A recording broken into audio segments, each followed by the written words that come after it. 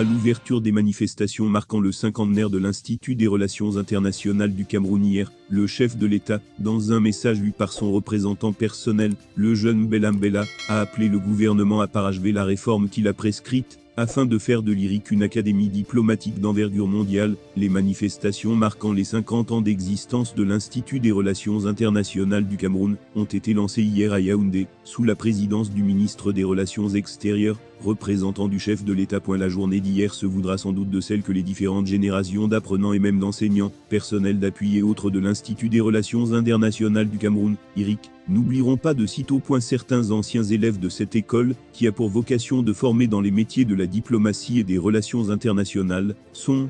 du reste, partis de très loin, pour prendre part hier, au mythique campus d'Obili à Yaoundé,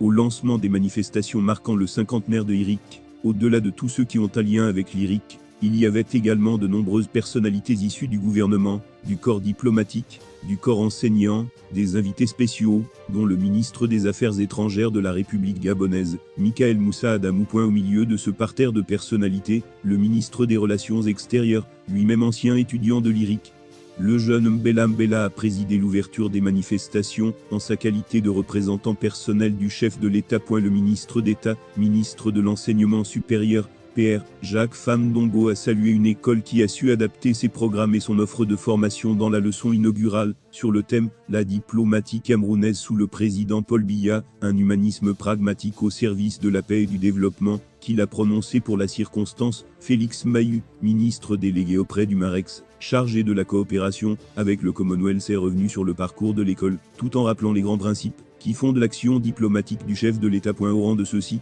la non-ingérence dans les affaires internes des autres États et la primauté donnée à la négociation pour le règlement des conflits. Le message du président de la République aux participants, au corps enseignant, au personnel d'appui, aux étudiants a été lu par son représentant personnel après avoir adressé ses félicitations aux tutelles techniques et académiques, au staff de l'IRIC pour le chemin parcouru. Le président de la République n'a pas manqué de dire sa satisfaction pour les résultats enregistrés en un demi-siècle d'existence. 50 ans après la création de l'IRIC, les résultats obtenus sont plus que satisfaisants, a relevé le président Paul Biya dans son message, car aujourd'hui, l'IRIC c'est la formation et le recyclage de près de 10 000 cadres, dont un peu plus de 2 000 étrangers issus de 48 nationalités différentes, selon le directeur Daniel Urban Dongo. Pour Biya, l'IRIC se veut l'un des fleurons de la diplomatie camerounaise. L'Institut s'est surtout positionné comme une école de référence, un centre d'excellence, a poursuivi le président de la République. Une école qui a su tisser un vaste réseau de partenariats à travers le monde, ce qui en fait l'une des plus respectées dans son domaine.